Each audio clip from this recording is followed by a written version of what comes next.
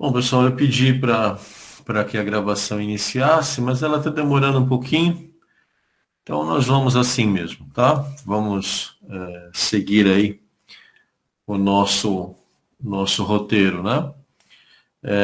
Para quem eu não vi, muito boa noite, né? É um prazer revê-los mais uma vez. E hoje nós retomamos um pouquinho, né? O conteúdo do NetAcad para falar da aula 1 do capítulo 4, que na verdade é um capítulo bem rápido, né? Se comparado aos outros três que nós já percorremos. E ele vai tratar de dois elementos fundamentais, né? Ele vai falar um pouquinho da manutenção preventiva e nós vamos começar a falar do processo de solução de problemas, né? São duas ações que, a princípio, são distintas, mas elas acabam atuando juntas em um determinado momento aí do suporte técnico, né? Antes da gente falar de manutenção preventiva, a gente precisa lembrar que nós temos três tipos de manutenção em linhas gerais, tá? A manutenção preventiva, que é esta que eu vou falar com vocês, que é aquela que tenta prever algum problema e fazer a correção antes que ele aconteça. Nós temos a manutenção corretiva, que é aquela manutenção que você vai, troca uma peça, vira as costas e vai embora. Tá? Ela é pontual, ela é localizada e ela geralmente é rápida, é um processo rápido. E a gente tem um terceiro tipo de manutenção, que é a manutenção preditiva, que é aquela manutenção que a gente faz quando determinado componente ou determinados componentes da máquina precisam ser substituídos porque alcançaram a vida útil. Tá? Por exemplo, discos rígidos, né? Eles têm vida útil, tá bom? E precisam ser trocados antes que apresentem problemas. Principalmente se você tem um equipamento que trabalha com hospedagem de dados de outras pessoas. Então, você faz todo este processo antes que ele dê problema. Não é algo, né, que a indústria brasileira está acostumada. A gente atua muito no sentido da manutenção corretiva e da manutenção preventiva. Tá? A preditiva, apenas em alguns casos especiais, é que é feito. Porque envolve custo, né? Envolve toda uma previsão, um planejamento de parada de máquina. Então tem todo um processo aí por trás. Mas basicamente, para que a gente faz uma manutenção preventiva, né? A gente faz essa manutenção para alongar a vida da máquina, para alongar a vida dos dispositivos e para tentar perceber algum problema que esteja acontecendo antes que ele se manifeste de forma mais intensa. E a manutenção preventiva, ela está diretamente relacionada a dois fatores, tá? O primeiro deles é a localização do computador, da máquina, o local onde ele está dentro da empresa e o uso que se faz desta máquina. Né? Esses dois fatores precisam ser levados em conta quando a gente programa para fazer uma manutenção preventiva.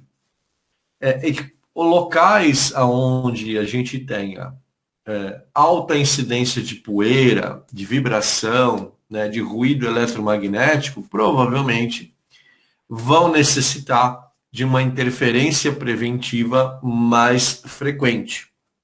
Aqueles locais onde você tem um escritório, né, com poucas pessoas, uma máquina, duas máquinas, em que boa parte do dia esses computadores estão fora de uso, vão indicar para a gente uma baixa necessidade de manutenção preventiva. Um detalhe importante, né? Fazer a manutenção preventiva pode ser um dos itens da manutenção corretiva. Você chega lá para fazer uma correção e aí percebe que, na verdade, uma manutenção preventiva resolveria o problema, uma limpeza, uma verificação, né, uma reconexão.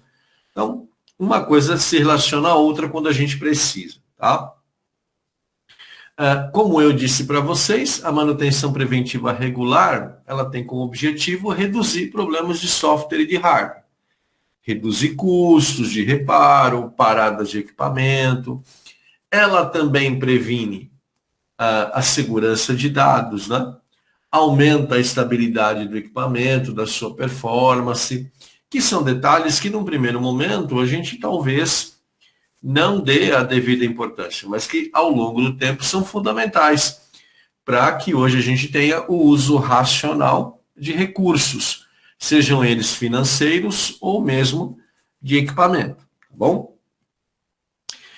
Como é que a gente trabalha a manutenção preventiva num computador, né? Na verdade, computadores a gente vai atuar de forma mais direta com poeira, com conexões elétricas e vamos trabalhar também com a parte de software, né? Você não vai abrir um disco rígido para limpar, você não vai abrir um monitor para limpar, não é isso, né? A gente vai tratar do desktop, da caixa em si, tá bom? E tudo aquilo que aflige o que está lá dentro. A manutenção preventiva, que envolve poeira, né? Ela está diretamente relacionada à quantidade de poeira que está no ar. Então, muitas vezes, o ambiente possui aparelhos de ar-condicionado cujos filtros não são trocados periodicamente. Além de você afetar a saúde das pessoas que estão nesse ambiente, a gente consegue perceber que os equipamentos acumulam um nível maior de poeira quando aqueles filtros já estão saturados. Você não deve usar nenhum tipo de solvente para fazer a limpeza do gabinete ou da parte interna da máquina, tá? E a gente recomenda que você use um pano ou um espanador simples para limpar a parte externa, tá? Externa. A parte interna, né? Você pode fazer com uma mistura de latinha de ar comprimido, ele é caro, é um item caro, mas é muito bom. Um aspirador de pó, mas não é aquele aspirador de pó que você tem na sua casa, é um aspirador ESD, tá? É um aspirador próprio para limpeza de componentes eletrônicos. E na ausência de tudo isso, você pode usar um pano pequeno que não solte fiapos, né? Uma marca muito conhecida é a Perfex, né? Aquele paninho com aqueles microfurinhos. Você pode, inclusive, trabalhar com esse paninho com ele levemente umedecido, tá bom? E aqui há um cuidado que você precisa ter, porque se você usar a latinha de ar comprimido ou se você usar um aspirador de pó, você deve evitar atuar diretamente sobre o ventilador, sobre a ventoinha, sobre o sistema de refrigeração do processador. Por que evitar, né? Quando você joga ar ou quando você tira o ar próximo àquela região, a tendência é que o ventilador ali gire muito mais rapidamente do que ele foi projetado. Então você pode quebrar aquele sistema. Então evite usar esses elementos dentro da máquina na região do ventilador. Ou use com bastante critério, né? Tem muita gente que gosta de usar um pincelzinho desses comuns, né? Largo, ou tem gente que usa o estreito. Pode usar à vontade, não tem problema nenhum. A única coisa que você precisa tomar cuidado, né? É que nas áreas de componentes eletrônicos, o ideal seria que você utilizasse um pincel próprio para limpeza de equipamentos eletrônicos, né, que é um pincel de ESD. No Mercado Livre vocês encontram, na região lá da Santa Efigênia a gente encontra, e é baratinho, tá bom? Porque a gente sabe, né, que os pincéis podem trazer problemas de eletricidade estática se não forem manuseados corretamente. Então, veja só, quando a gente fala de poeira, a poeira ela vem do ambiente externo para o gabinete da máquina. Tá? E ali dentro ele vai circular, porque ali você tem ventiladores, você tem fluxo de ar. Então, fazer o controle da poeira do ambiente te ajuda, mas uma vez que já sujou, né, como é que eu limpo? Basicamente com essas informações que eu acabei de passar para vocês. Tem técnico que, quando vai fazer a manutenção preventiva, remove tudo do gabinete, tá? Tira tudo para poder limpar.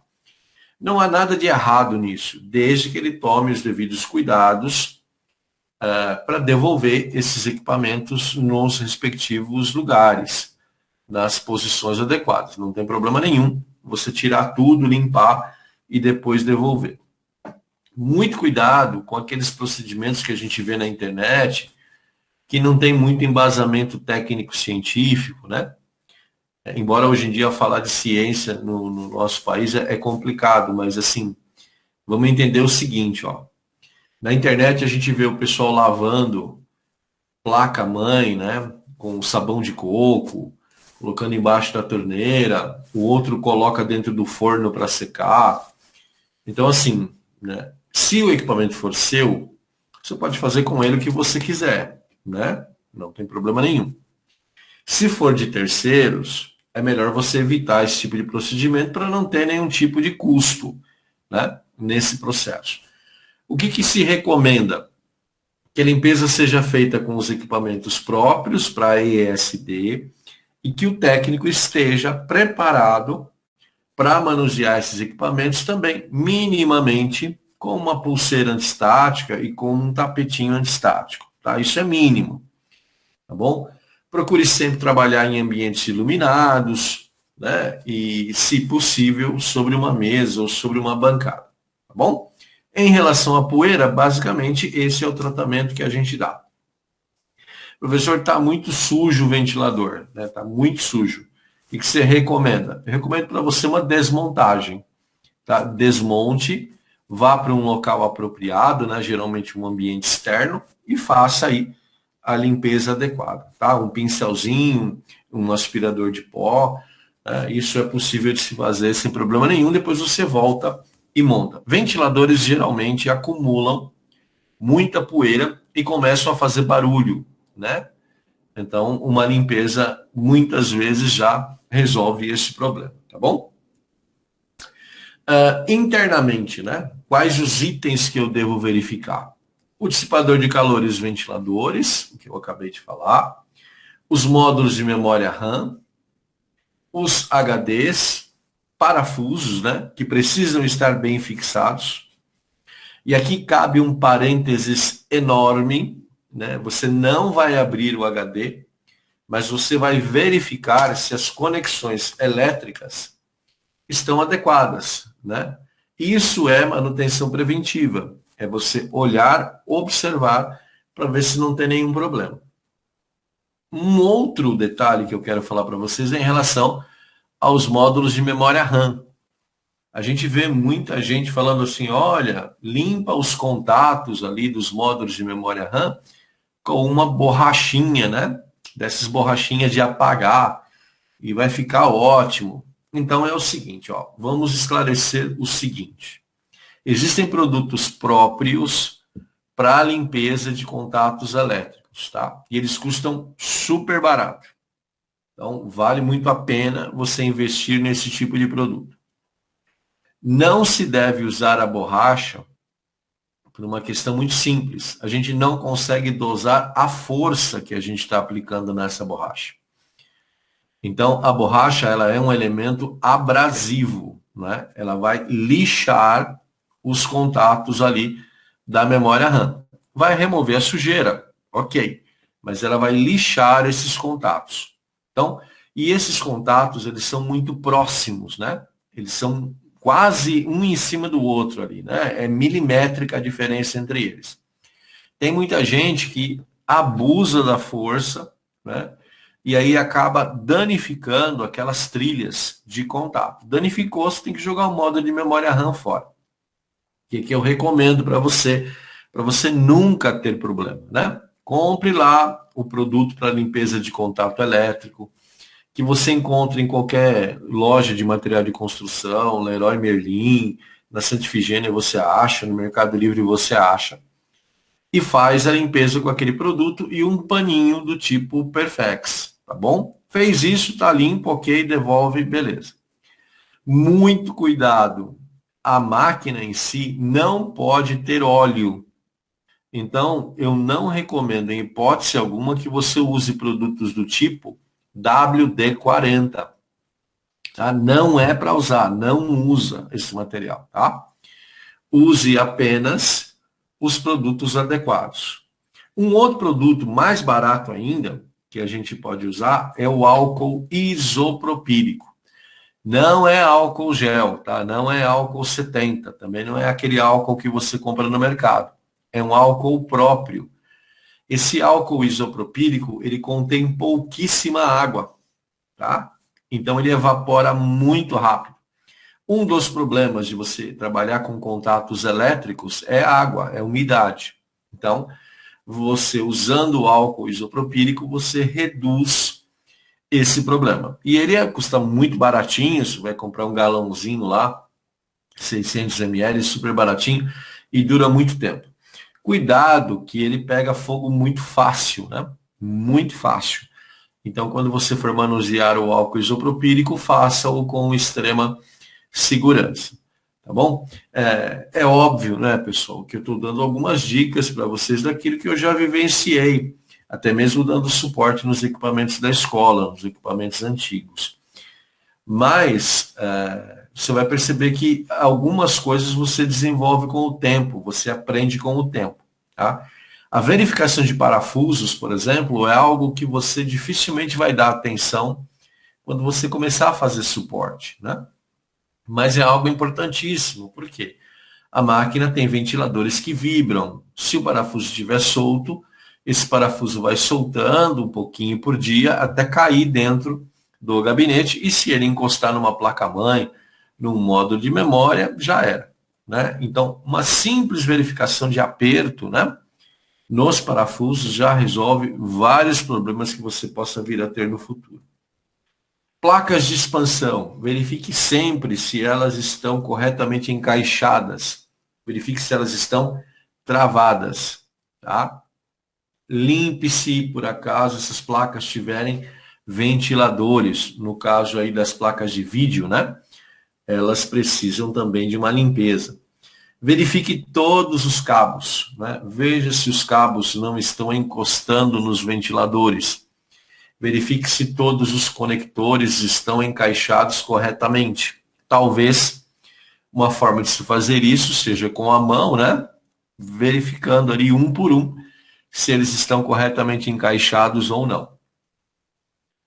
Estabilizadores, extensões, tomadas também precisam ser verificados, tá? Cabos de energia, né? Precisam ser verificados dentro da manutenção preventiva. E teclado e mouse hoje são elementos que você consegue fazer uma manutenção muito rápido, né? E mais do que nunca, né?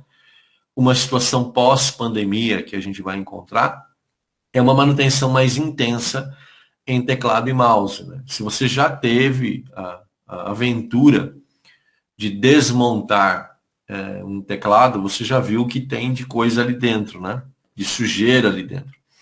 Então, se tem isso lá dentro, imagina do lado de fora, né?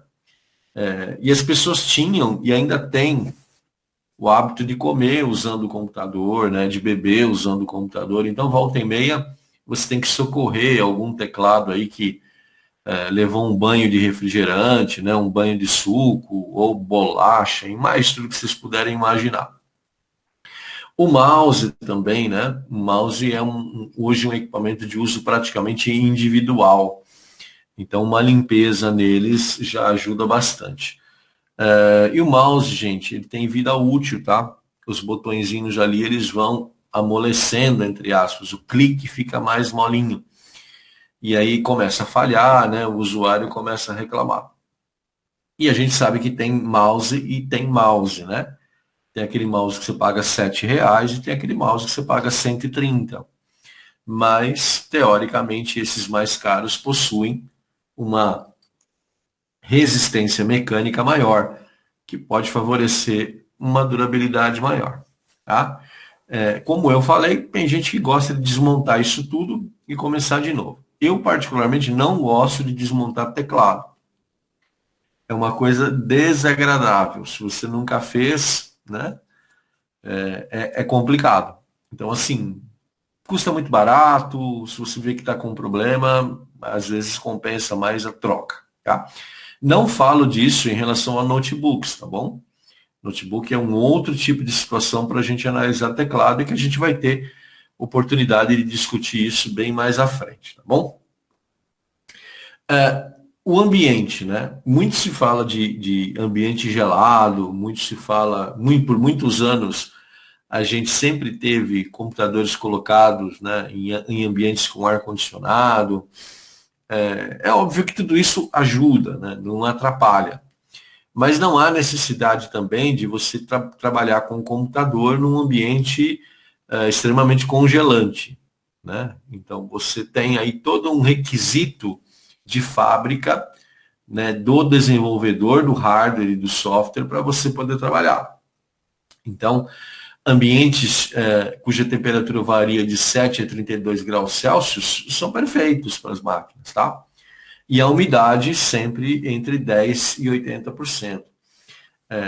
Não é recomendado deixar equipamento muito próximo de janela, né? Principalmente se pega chuva, sol direto, porque você vai estar aí elevando os níveis de umidade e elevando a temperatura.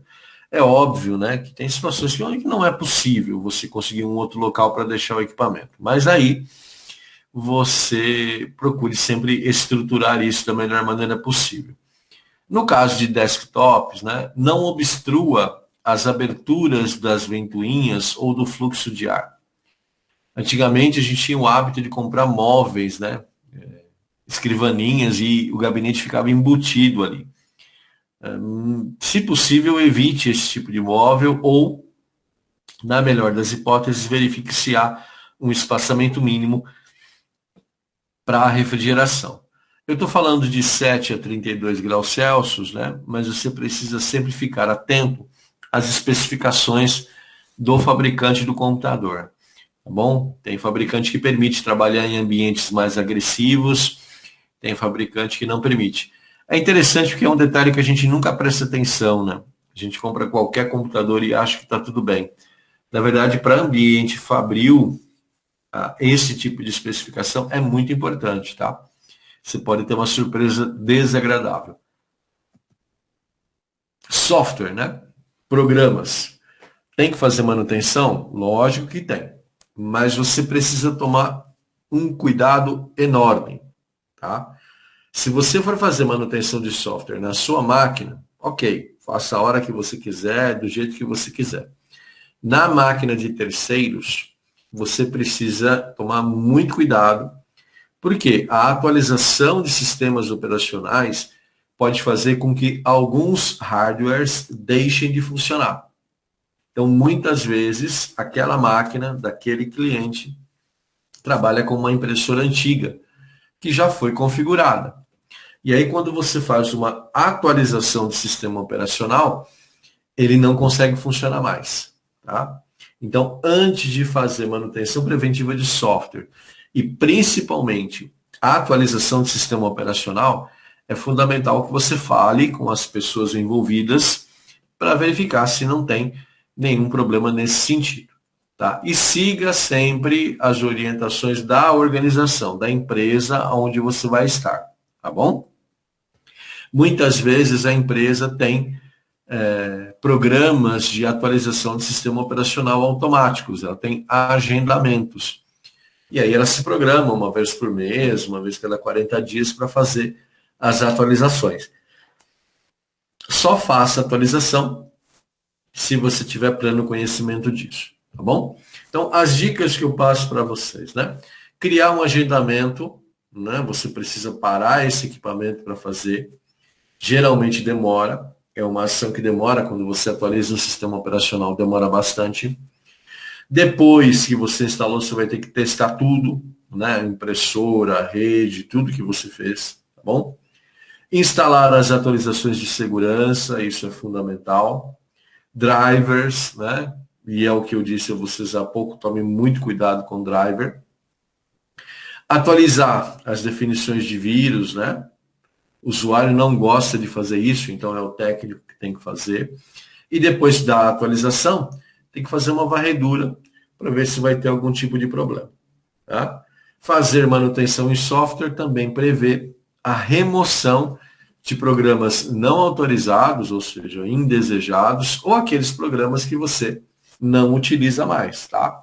Já foi, você já substituiu, colocou o outro e ele continua lá, tá bom? Por fim, das manutenções de software, também é interessante você verificar o estado do disco rígido, né?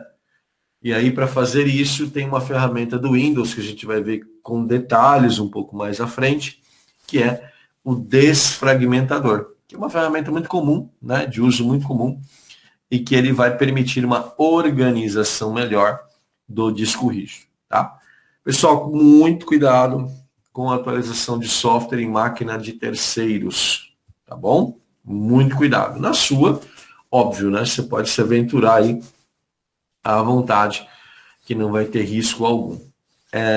Mas também é interessante que você preveja dentro da sua rotina, principalmente hoje em dia, né? Com essa questão do home office e tudo mais, que você preveja momentos ali para fazer uma atualização do sistema operacional, uma varredura, uma desfragmentação de disco, né? Tudo isso melhora a performance da máquina e garante que você vai ter condições de usar esse equipamento por mais tempo, gastando menos. Bacana? Então, é isso aí.